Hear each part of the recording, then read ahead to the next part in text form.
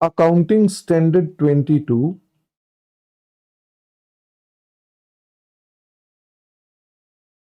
का नाम है accounting for taxes on income. तो ये डील करता है ओनली इनकम टैक्स को। इनकम टैक्स जो चार्ज होता है वो किस किस एक्ट में चार्ज होता है? क्या इंडिया में इनकम टैक्स एक्ट आजकल 1961 से चार्ज हो रहा है? हाँ। क्या बाद में later on income tax act 2025 से चार्ज होगा? हाँ। पर मुझे बताओ, क्या हमारी इनकम पे केवल और केवल इनकम टैक्स एक्ट लग सकता है कि इनकम टैक्स एक्ट पाकिस्तान भी लग सकता है? भाई, हमारी इनकम पे पाकिस्तान का भी टैक्स लग सकता है, हमारी इनकम पे बांग्लादेश का भी टैक्स लग सकता है। इसका मतलब ये किसी भी इनकम टैक्स की बात करता है, चाहे वो इंडिया में लगे या विदेशों में लगे, on our income. Income India में है, टैक्स कोई भी वर्ल्ड का देश लगाए, ये उसको डील करता है। ये हमको उसके बारे में, कुछ अकाउंटिंग के बारे में बातें बताता है कि हमको इसकी अकाउंटिंग करनी चाहिए। तो यहां पर हमारे पास सबसे पहली चीज आती है कि कौन कौन सी टर्म्स हैं जो आपको पता होनी चाहिए। एग्जाम में अगर आपसे कोई टर्म्स पूछ ले तो आपको कौन कौन सी टर्म्स पता होनी चाहिए। एक टर्म है अकाउंटिंग इनकम। बताओ, अकाउंटिंग इनकम का मतलब क्या हो गया? प्रॉफिट बिफोर टैक्स या इनकम कंप्यूटेड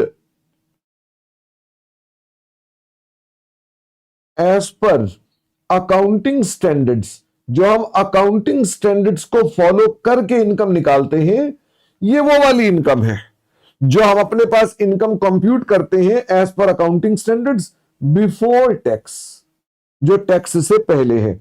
मुझे फटाफट से बताओ, टैक्सेबल इनकम का क्या मतलब होता है? टैक्सेबल इनकम का मतलब होता है income computed as per tax laws. भाई, आप जो टैक्स लॉ के हिसाब से इनकम निकालते हैं, that is basically called taxable income. मुझे फटाफट से बताओ, टैक्स ऑन टैक्सेबल इनकम क्या कहलाएगी? टैक्सेबल इनकम के ऊपर अगर आप टैक्स निकालते हैं, इज कॉल्ड करंट टैक्स। और tax on permanent timing difference, ये क्या कहलाएगी? Tax on timing difference is called. अगर हम टैक्स निकाले टाइमिंग डिफरेंसेस पर, तो वो क्या कहलाएगी? वो कहलाएगा डेफर्ड टैक्स। मुझे ये बताओ कि आप अपने पास करंट टैक्स में डेफर्ड टैक्स को अगर जोड़ दें तो ये क्या निकलाएगा? ये निकलाएगा टैक्स एक्सपेंस। और ये भी क्वेश्चन आता है कि सर हमारा टाइमिंग डिफरेंसेस क्या होते हैं? तो टाइमिंग डिफरेंसेस क्या है? दीज आर अलाउंसेस और डिसअलाउंसेस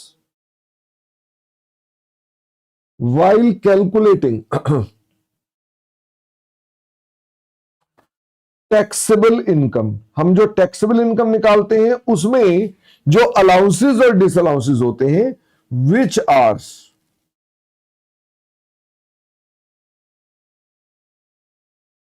कैपेबल ऑफ रिवर्सल, जिनका रिवर्सल पॉसिबल है फ्यूचर में ऑब्लिक पास्ट में।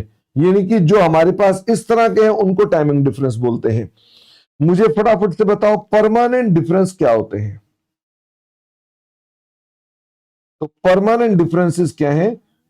अलाउंसेस और डिसअलाउंसेस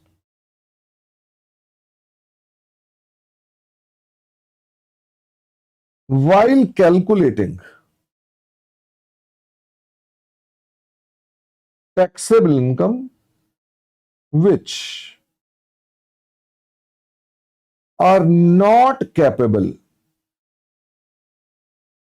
of reversal। जो कैपेबल नहीं है। तो आप मुझे बताइए, क्या इतनी टर्म्स आपको ध्यान रहेंगी? तो ये टर्म्स आपने ध्यान रखनी है। मुझे फटाफट से बताइए कौन कौन से एग्जाम्पल्स हैं of timing difference. CA final में टाइमिंग डिफरेंस को आप टेम्परेरी डिफरेंस बोलते हैं, तो इसलिए मुंह से कई बार टेम्परेरी निकल जाता है, वो एज पर इंड एएस है, ठीक है। तो आप यहां टाइमिंग डिफरेंस बोलते हैं, सीए फाइनल में इसका नाम क्या हो जाएगा? टेम्परेरी डिफरेंस हो जाएगा। तो कभी कभार अगर मुझसे टेम्परेरी डिफरेंस निकल जाए तो समझ जाना मेरा कहने का भावार्थ ये है। और दूसरा परमानेंट डिफरेंस, सीए फाइनल में परमानेंट डिफरेंस नहीं होते, ठीक है। तो इसका मतलब इसका नाम तो ऑल्टरनेट बता दिया, उसका नहीं बताऊंगा। तो मुझे फटाफट से एग्जाम्पल बताओ कौन कौन से एग्जाम्पल्स हैं। एक तो है डेप्रीसिएशन डिफरेंस। क्या सबसे ज्यादा ये आया हुआ है? हाँ, एक आया हुआ है अनअमोर्टाइज्ड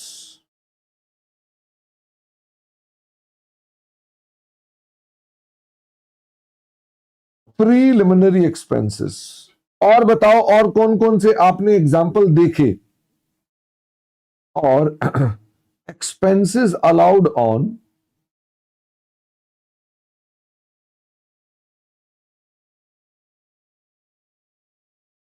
पेमेंट बेसिस। जिसका कौन सा सेक्शन था पेमेंट बेसिस का? Section 43B। और इसका नया सेक्शन इनकम टैक्स एक्ट में कौन सा है? New section is 44। मुझे एग्जांपल दोगे इसमें कौन कौन सी आइटम्स थी हमारे पास जो पेमेंट बेसिस पे खर्चे अलाउ होते हैं, वो कौन कौन से हैं? एक तो था बोनस टू एम्प्लॉइज।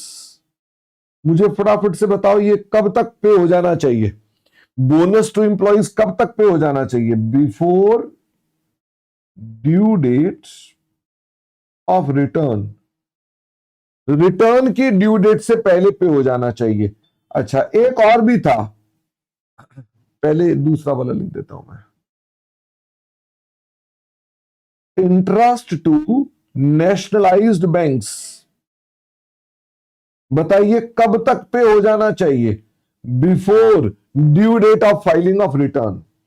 अच्छा, और बताओ, और हमारे पास थे ईपीएफ या टैक्स इनडायरेक्ट, जैसे कि जीएसटी। ये कब तक हो जाने चाहिए? Before due date of payment. क्या आपको अंतर दिखाई दे रहा है? इन दोनों के लिए मैंने कौन सी डेट कही है? ये दोनों कब तक पे हो जाने चाहिए? ये दोनों ड्यू डेट ऑफ रिटर्न तक पे हो जाने चाहिए। ये कब तक पे हो जाना चाहिए? Before due date of the payment. Return नहीं बोल रहा, before due date of the payment, यहां तक पे हो जाना चाहिए हमारे पास। तो अगर आप उससे लेट पे करते हैं तो सरकार आपको क्या कर देगी? डिसअलाउ कर देगी, और फिर फ्यूचर में कभी अलाउ करेगी।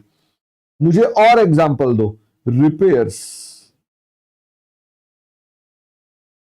Allowed earlier.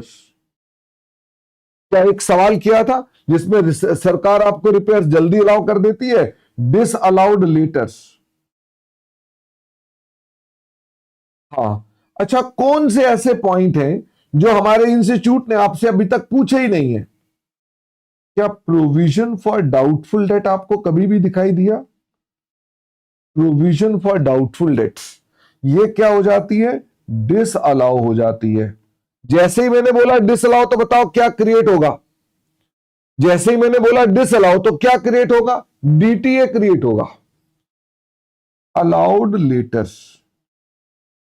तो जब बाद में ये अलाउ होता है तो क्या होगा? यहां डीटीए बनेगा, यहां डीटीए क्या हो जाएगा? यहां डीटीए रिवर्स हो जाएगा। क्या ये अदर प्रोविजंस पर भी कॉन्सेप्ट अप्लाई होता है? द आंसर इज यस, कि कोई और भी प्रोविजंस अगर है तो वो भी अप्लाई होती है।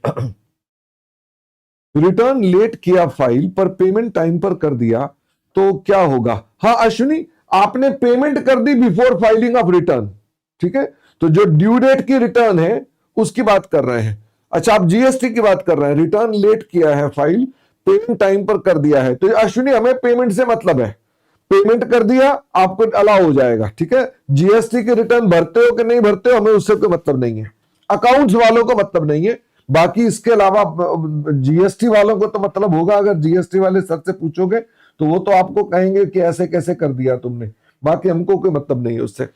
अच्छा मुझे और बताइए, क्या और भी कोई आइटम्स आपके पास इसमें इंस्टीट्यूट आपको पूछने वाला है? इसमें हमारे पास और कोई आइटम्स नहीं है, बट मैं आपको बताना चाहता हूं कि कुछ स्पेशल आइटम्स हैं जो आपको पता होनी चाहिए। ये मैंने आपके साथ अभी तक नहीं डिस्कस की है, मुझे फटाफट से बताओ वो कौन कौन सी है। Carry forward of loss,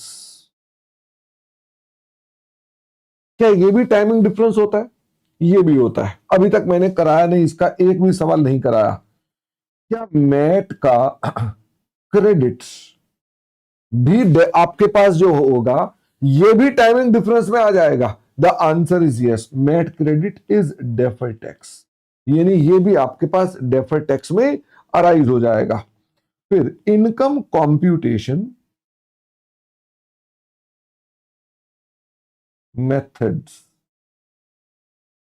for contractors, contractor का इनकम कंप्यूटेशन मेथड अलग होता है, वो डिस्कस करना है हमने। Alternates investment fund,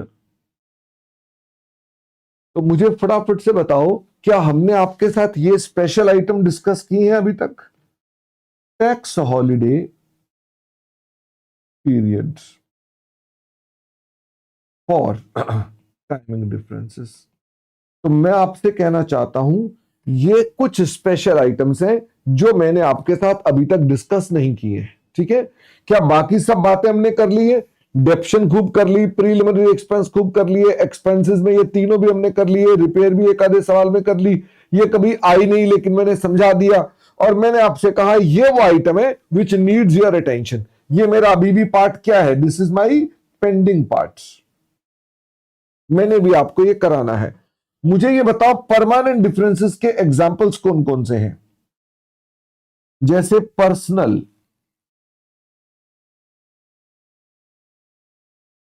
expenses, CSR expenses, deduction standard deduction, exempt income, ठीक है। अच्छा और बताइए, और हमारे पास क्या है? Donations to trusts, cash payments disallowed, जो कैश पेमेंट है वो डिसअलाउड है। तो क्या ये परमानेंट डिफरेंसेस है? इनको देखते ही आपको पता चल जाना चाहिए कि ये परमानेंट डिफरेंस है, इन पर डेफर्ड टैक्स कंप्यूट नहीं होगा। फिर मैंने आपको इसके बाद एक चीज और बताई थी, बताओ हमने इसके बाद आपको क्या बताई थी? मैंने आपको बताई थी अप्रोच, हाउ टू कैलकुलेट। अब मैंने इसमें आपको हाउ टू कैलकुलेट में क्या क्या बातें बताई थी। एक तो मैंने कहा स्टेटमेंट ऑफ पी&एल कैसे बनाते हैं, how to calculate oblique prepare कर दो।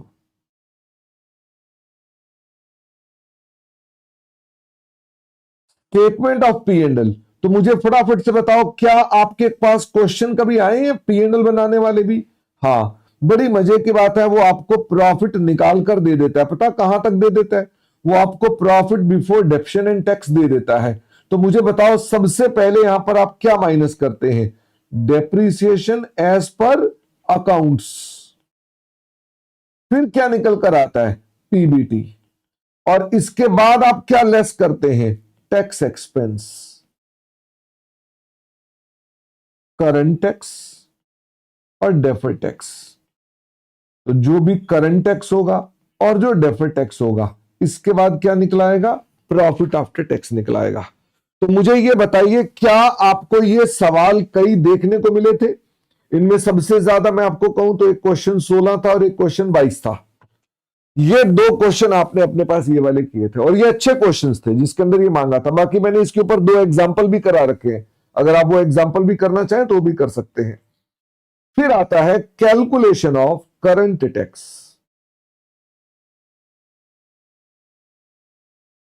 कि हमें करंट टैक्स भी कैलकुलेट करना होता है। आमतौर पे इंस्टीट्यूट ये नहीं पूछता है, लेकिन फिर भी अगर पूछे तो आपको अकाउंटिंग इनकम में क्या करना है, अलाउ या डिस अलाउ, जो भी होगी, डेप्रीसिएशन की, प्रीलिमिनरी एक्सपेंसेस की, जीएसटी की, रिपेयर की। एक जीएसटी का है ना, फाइन्स में और लिख देता हूं परमानेंट डिफरेंस के अंदर ना, परमानेंट डिफरेंस में लिखो फाइन एंड पेनल्टी। जो फाइन एंड पेनल्टीज होते हैं, क्या वो परमानेंट डिफरेंस है? सरकार कभी भी उनको अलाउ नहीं करती है। तो ये जीएसटी की पेमेंट्स हैं, ठीक है, ये फाइन नहीं है, जीएसटी की पेमेंट्स हैं। अच्छा, इसके अलावा क्या कोई परमानेंट डिफरेंस भी हो सकते हैं? अलाउंस।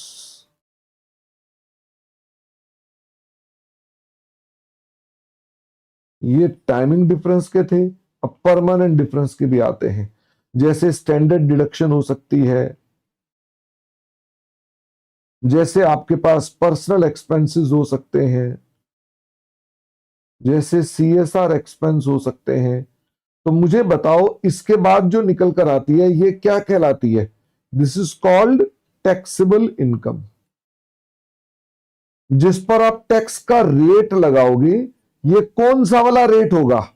ये रेट होगा एप्लीकेबल ऑन दैट ईयर्स। ये क्या आपके पास इनेक्टेड रेट्स होने चाहिए? इनेक्टेड बाय लॉ,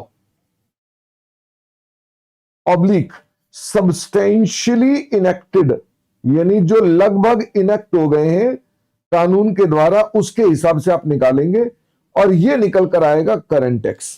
क्या इसके ऊपर कभी कोई क्वेश्चन आपको दिखाई दिया है? इस पर कोई भी क्वेश्चन नहीं दिखाई दिया। मैं कह सकता हूं क्वेश्चन 16 और 22 में ही, उन्हीं क्वेश्चन में आपको करंट टैक्स निकालना पड़ता है, तो वही क्वेश्चन आपके पास यहां पर भी आएगा। जीएसटी में लेट फाइलिंग का जो इंटरेस्ट होता है, क्या वो अलाउड होता है? द आंसर इज नो, ठीक है, तो वो भी अलाउड नहीं होता है। तो यानी वो परमानेंट डिफरेंस है, ना अभी अलाउड होगा ना कभी और अलाउड होगा। तो फाइन्स एंड पेनल्टीज कभी भी सैयद अलाउ नहीं किए जाते हैं। अच्छा, अब हम आगे चलते हैं। तीसरी चीज, तो मुझे फटाफट से बताओ, आपके एग्जाम में क्वेश्चन ये वाले बस मैंने कहा दो ही दिखाई दिए, ये वाले उन्हीं दो क्वेश्चन में ये वाली चीज भी मांगी थी। तीसरी चीज जो सबसे ज्यादा इंस्टीट्यूट ने मांगी हुई है वो कौन सी है? Calculation of deferred tax.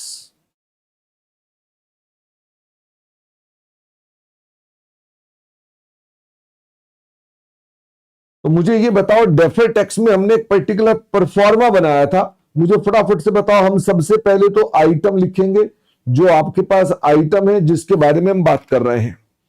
Number 2, हम उसका अमाउंट लिखेंगे, अमाउंट इन करंट ईयर, की करंट ईयर में उसका अमाउंट कितना है। ये दो लिखने के बाद फिर हम अपने पास लिखेंगे रिमार्क्स। रिमार्क्स मतलब व्हाट हैपेंड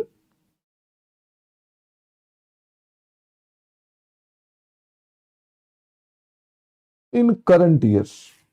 हम देखेंगे what happened in current years और फिर उसके बाद सोचेंगे व्हाट विल हैपन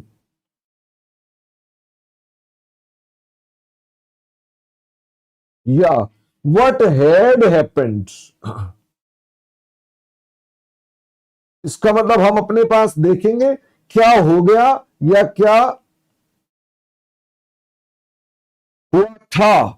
इसका मतलब ये सबसे ज्यादा आपका दिमागी काम है, जहां पर आपको सोचना पड़ता है कि भाई इस अमाउंट का ये करंट में क्या हुआ, और आप अपने पास इसका फ्यूचर में करेंगे क्या या पास्ट में क्या हुआ होगा, जिस पर बेस्ड आप क्या करते हो, क्लासिफाई करते हो। तो ये क्या बन जाता है? डीटीए बन जाता है, या डीटीएल बन जाता है, या उसका रिवर्सल बन जाती है, या कई बार परमानेंट डिफरेंस होता है तो कुछ भी नहीं होता।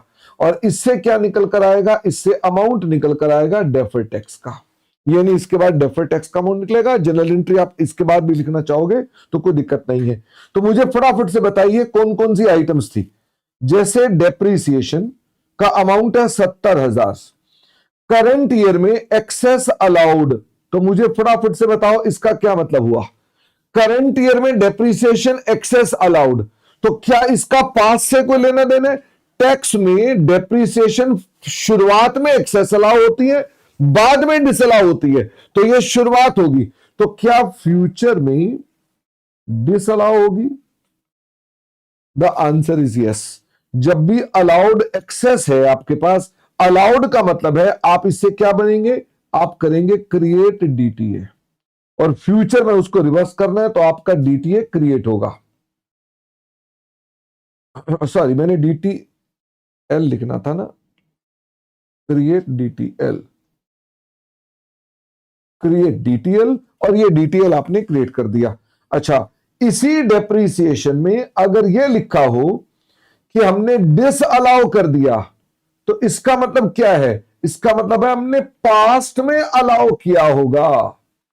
अगर पास्ट में अलाउ किया होगा तो डीटीएल पास्ट में बनाई होगी, तो अब क्या कर देंगे, डीटीएल का रिवर्सल। मुझे और बताइए, जैसे आपके पास यहां पर आमतौर पे ये आइटम्स आती है, बाकी इसके अलावा प्रीलिमिनरी एक्सपेंसेस की बात करो। मान लो प्रीलिमिनरी एक्सपेंसेस डिसअलाउड है, तो आपको मालूम है जो भी डिसअलाउड है, ये इन पास्ट में जो डिसअलाउ होते हैं, क्या फ्यूचर में अलाउ होते हैं? फ्यूचर में अलाउड है। भाई करंट ईयर में अगर डिसअलाउड है तो फ्यूचर में अलाउ होंगे, तो डीटीए क्रिएट होगा। अच्छा, अगर मान लो प्रीलिमिनरी एक्सपेंसेस हैं जो कि इस साल अलाउड है, तो पास्ट में क्या किए गए होंगे? पास्ट में डिसअलाउ किए गए थे, तो पास्ट का डीटीए अब क्या हो जाएगा, रिवर्सल ऑफ डीटीए बन जाएगा। इसका मतलब ये आमतौर पे आपको डेप्रिसिएशन में सवाल आते हैं, प्रीलिमिनरी एक्सपेंसेस में आते हैं। एक आपके पास ऐसे ही बोनस टू एम्प्लॉइज का भी बन सकता है, बोनस टू एम्प्लॉइज। अगर मान लो ये यहां पर एक्सेस, पहले डिसअलाउ कर दो मैं इसको, पहले डिसअलाउ हो गया, ये पहले डिसअलाउ होते हैं और फ्यूचर में अलाउ होते हैं, तो मुझे बताओ इससे क्या बनेगा, डीटीए क्रिएट्स। और अगर मान लीजिए ये अब हमारे पास अलाउ हो गया,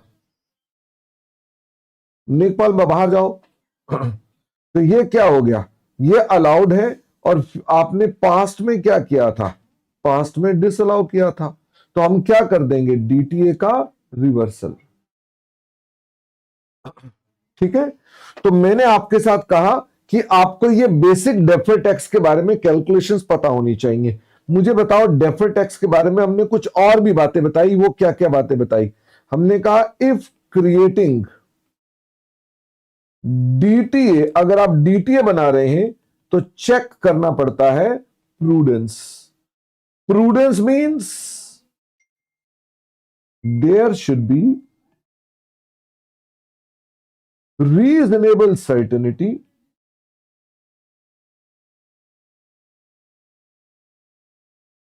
ऑफ फ्यूचर इनकम। आपको फ्यूचर में इनकम होगी, इसकी रीजनेबल सर्टेनिटी होनी चाहिए।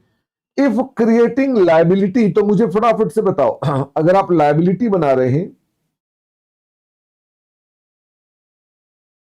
डू नॉट चेक प्रूडेंस, आपको प्रूडेंस चेक करने की आवश्यकता नहीं है। लायबिलिटी बनाने में आपको कोई फर्क नहीं पड़ता, अपने पास लायबिलिटी जैसे भी है वो हमेशा बनेगी ही बनेगी अपने पास। ठीक है, और अब इसके अलावा एक सवाल और उठता है, can we set off DTA DTL, क्या हम दोनों को सेट ऑफ कर सकते हैं कि नहीं कर सकते हैं? तो मैंने कहा yes, allowed by, allowed legally, यानी आप उसको लीगली अलाउड है ऐसा करने के लिए, and both are created under same law, same governing law. भाई अगर मान लीजिए आपको उसी इनकम पर आपने डीटीए बनाया ड्यू टू पाकिस्तान एक्ट, उसी इनकम पर आपने डीटीएल बनाया due to Indian income tax act, क्या आप सेटअप कर सकते हैं? वो सेम लॉ नहीं है। तो दोनों क्या होने चाहिए, पाकिस्तान में बने होने चाहिए या दोनों इंडिया में बने होने चाहिए, और पाकिस्तान का लॉ अलाउ करता हो सेटअप करने के लिए, या अगर दोनों इंडिया वाले हैं तो इंडिया का एक्ट अलाउ करता हो दोनों सेटअप करने के लिए, इंडिया का एक्ट अलाउ करता है सेटअप करने के लिए, इसलिए हम डीटीएल को सेटअप कर सकते हैं। पाकिस्तान का सवाल आपको आएगा नहीं, ठीक है। इसका मतलब ये कि हम अपने पास डीटीएल को इस प्रकार से काम करेंगे। एक और बात मैंने आपको बताई थी, वो मैंने बताई थी डिस्क्लोजर के बारे में। मुझे फटाफट से बताओ, deferred tax assets and liability हमेशा आपके लिए क्या होंगे, ऑलवेज क्या होंगे, नॉन करंट। क्या ये कभी भी बैलेंस शीट में करंट आ सकते हैं? द आंसर इज नो, ये हमेशा क्या होंगे, नॉन करंट आइटम। अच्छा, दूसरी आइटम, आपको ब्रेकअप देना है, breakup of components of DTA DTL. आपको ब्रेकअप देना है कि डेफर्ड टैक्स एसेट्स और डेफर्ड टैक्स लायबिलिटी की आइटम कौन कौन सी हैं, आपको उसका ब्रेकअप डिटेल देनी है। भाई उसको डेप्रिसिएशन से बना रहे हो, प्रीलिमिनरी एक्सपेंस से बना रहे हो, उसकी डिटेल देनी पड़ती है। वो जो चार्ट बनाया था ना, समझ लो वो चार्ट ही आपको यहां पर देना पड़ता है। Third, always show prudence evidence. हमारे पास क्या ऐसा एविडेंस था प्रूडेंस का, आपको वो भी बताना पड़ता है कि आपने कहा कि फ्यूचर में इनकम होगी, इसका क्या सबूत है, आपको उसका एविडेंस भी डिस्क्लोज करना पड़ता है।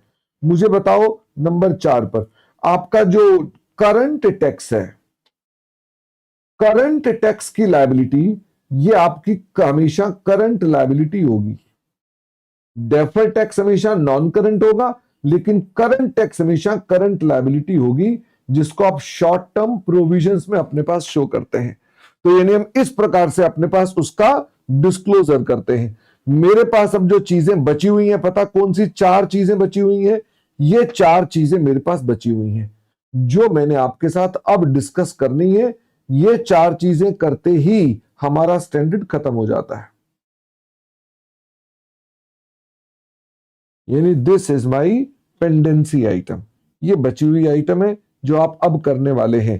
तो आप तैयार हैं क्या इसके लिए? ठीक है निकपाल, कि जो आपने ऑलरेडी पहले करा था उसमें ये 4 बातें मैंने नई आपको बताई हैं, वो 4 बातों को हम डिस्कस करेंगे। निकपाल,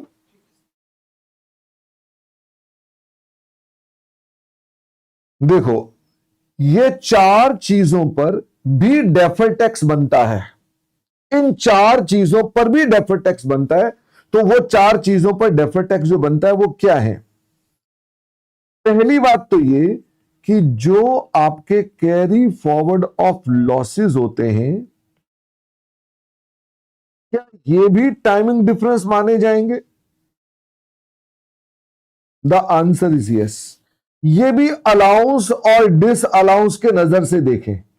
भाई आप देखें कि लॉस आपका पहली बार में अलाउ हो गया या डिस अलाउ हो गया, अगले साल आपने एडजस्ट कर दिया तो आपको अलाउ हो गया, तो इसका मतलब ये अलाउंस और डिस अलाउंस की तरह देखते हैं।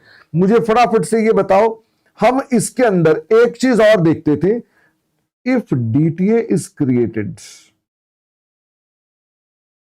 देन प्रूडेंस इज, बताओ जी तब प्रूडेंस क्या है? हम चेक करेंगे वर्चुअल सर्टेनिटी। मतलब क्या चेक करेंगे? Convincing evidence. अच्छा, हम क्या चेक नहीं करेंगे, फटाफट से बताओ? हम रीजनेबल सर्टेनिटी को चेक नहीं करेंगे। ये नहीं, हमारा रीजनेबल सर्टेनिटी से कोई लेना देना नहीं है। डीटीए बनाने हैं, ये 2 कंडीशंस आपको चेक करनी पड़ेंगी।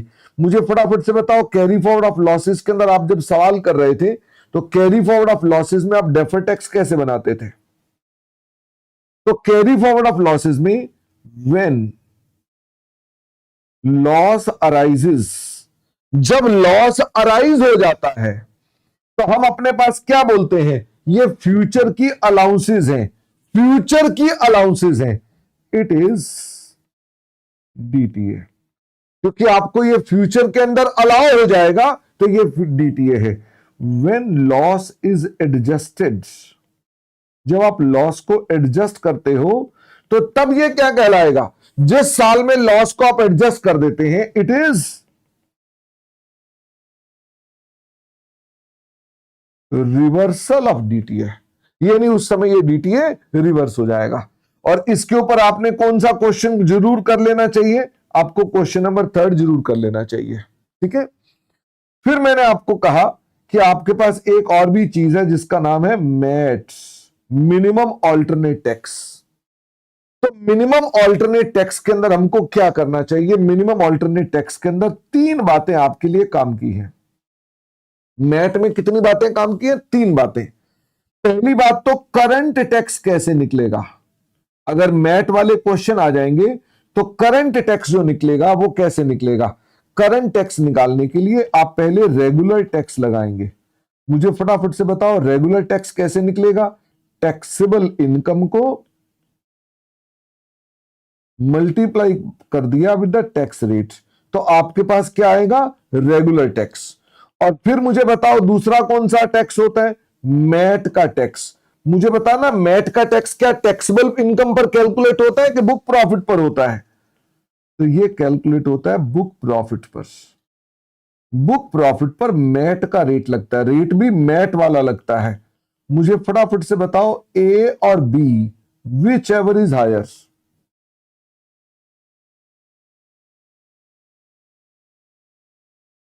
इज करंट टैक्स पेबल, यानी आपका जो करंट टैक्स पेबल है, जो भी इन दोनों का हायर होगा वो आपका करंट टैक्स पेबल है।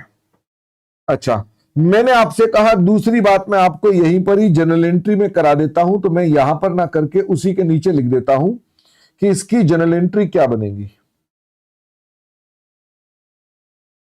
तो मुझे फटाफट से बताओ to current tax payable,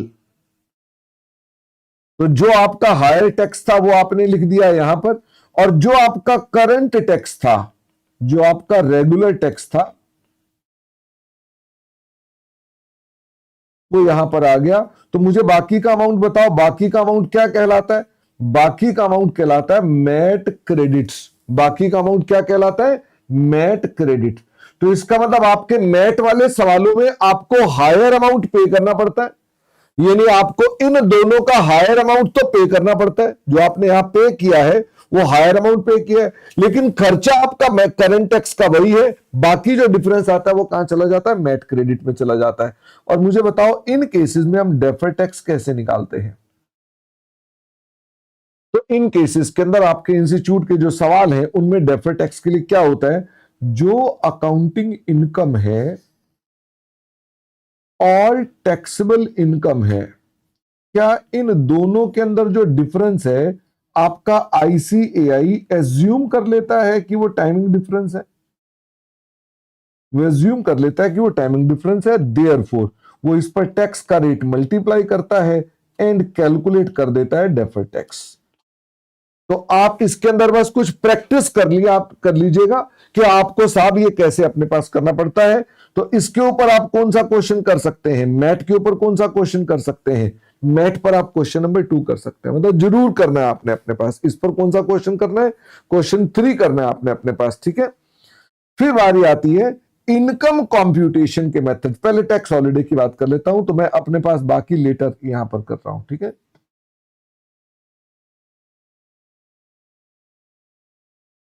tax holiday वाले केस में हम क्या करते हैं, तो टैक्स हॉलिडे वाले केस में आपको मैंने क्या बातें बताई, मैंने कहा इसमें 2 बातें काम की हैं। टाइमिंग डिफरेंसेस जो अराइज होते हैं during tax holiday, tax holiday का पीरियड बता दिया जाएगा, एंड रिवर्स भी होते हैं ड्यूरिंग हॉलिडे। क्या ये काम के हैं कि बेकार हैं, ये आपके लिए नॉट रेलेवेंट है। मतलब जो छुट्टियों में आते हैं छुट्टियों में चले जाते हैं, ऐसे टाइमिंग डिफरेंसेस आपके किसी काम के नहीं है। और जो timing differences other than this है, अदर्स, क्या वो रेलेवेंट है, द आंसर इज यस, ये रेलेवेंट है। आपने इस पे सवाल किए थे ना, जिसके अंदर क्या था, पहले साल में आपके पास 1000 का एक टाइमिंग डिफरेंस आया था, दूसरे साल में 2000 का टाइमिंग डिफरेंस आया था, और तीसरे से लेकर 10वें साल तक हमारे पास 50 का रिवर्सल हो रहा था। तो जो भी टाइमिंग डिफरेंस पहले साल में आते हैं और with in tax holiday reverse हो जाएंगे, तो 1000 के आए और पहले ही 8 सालों में रिवर्स हो जाएंगे, वो आपने माइनस कर दिया। तो जो बाकी के बच गए टाइमिंग डिफरेंस वो काम के हैं, हम उन टाइमिंग डिफरेंसेस को अपने पास कंसीडर करेंगे, बाकियों को हम कंसीडर नहीं करेंगे अपने पास। जो टाइमिंग डिफरेंस छुट्टियों में आते हैं, छुट्टियों में जाते हैं, वो बेकार हो गए, बाकी के टाइमिंग डिफरेंस आपके लिए रेलेवेंट है। तो इसके लिए भी आपके पास एक क्वेश्चन था जो आपको जरूर करना चाहिए। दिस वाज आई बिलीव, कौन सा क्वेश्चन किया था हमने इस पर? Question number 13। मतलब एक क्वेश्चन भी कर लिया जाए तो कोई दिक्कत की बात नहीं है। बात इतनी सी समझनी है, जो छुट्टियों में आता है, छुट्टियों में जाता है, उसका कोई यूज नहीं है, उसको माइनस कर देंगे टाइमिंग डिफरेंस में, लेकिन बाकी के टाइमिंग डिफरेंस काम के हैं। तो एक सवाल देखोगे तो आपको पता चल जाएगा। ये क्वेश्चन 13 है, जिसका मैंने जिक्र भी कर दिया कि 1000 का अमाउंट था और 1000 में से 400 उसी छुट्टियों में रिवर्स हो जाएंगे, तो 1000 में से 400 माइनस कर दिया, 600 पर क्रिएट कर दो। अगले साल में 2000 आए, रिवर्स बाद में ही होने हैं, सारे के सारे काम के हैं, सब पर डेफर्ड टैक्स क्रिएट कर दो। ठीक है, तो ये था in relation to your tax holiday, यानी कि टैक्स हॉलिडे के बारे में आपके पास ये पॉइंट था। एक और लास्ट पॉइंट था आपके पास, इनकम कंप्यूटेशन मेथड्स।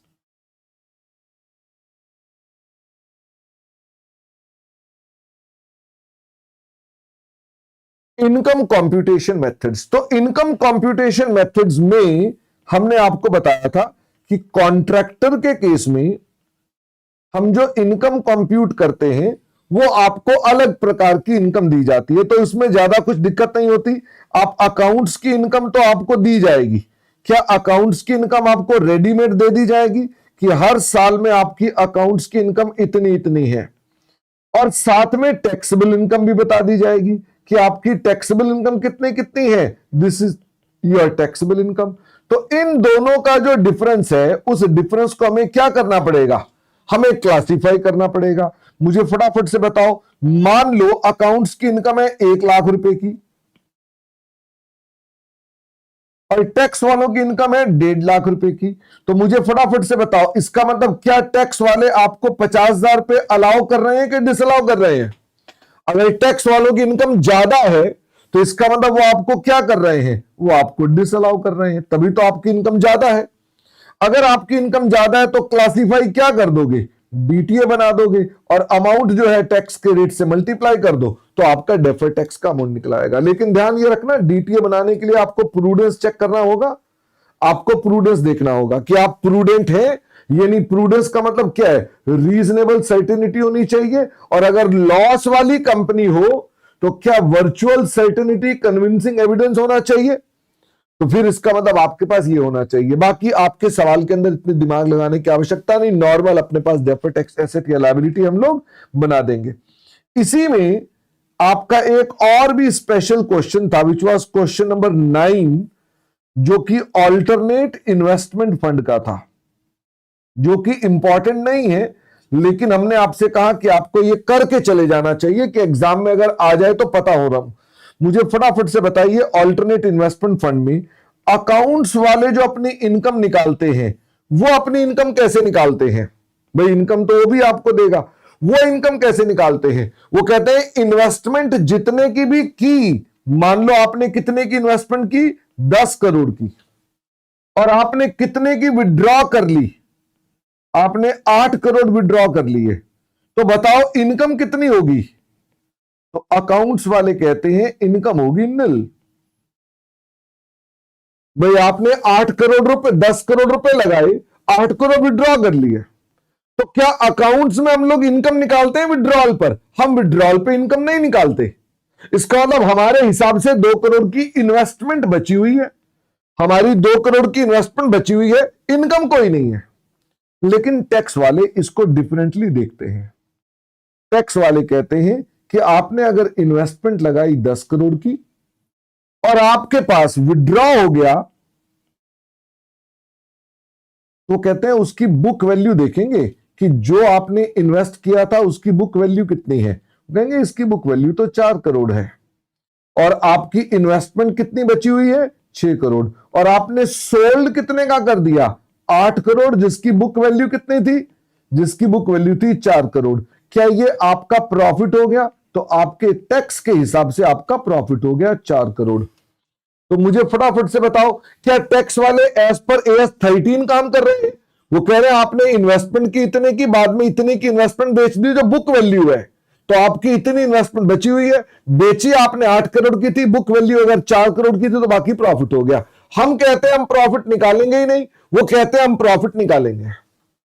मुझे फटाफट से बताओ ये किस नेचर का हो गया? आपका डिफरेंस जो आ गया ये किस नेचर का डिफरेंस आ गया?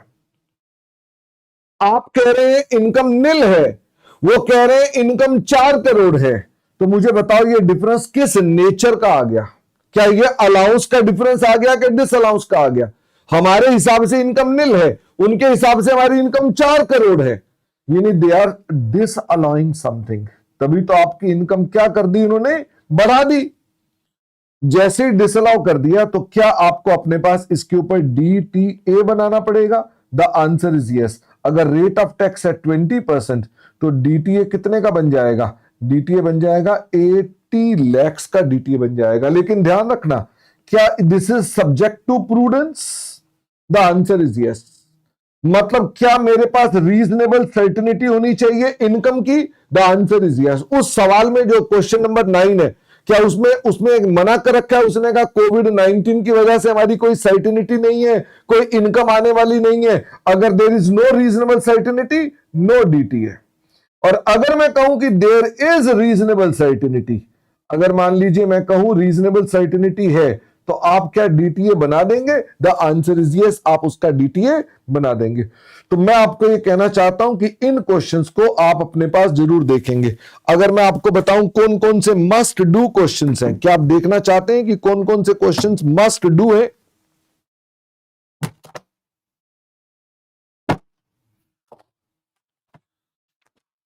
तो कौन कौन से क्वेश्चंस ऐसे हैं जो आपको पक्का करने चाहिए? मस्ट डू क्वेश्चंस कौन कौन से हैं?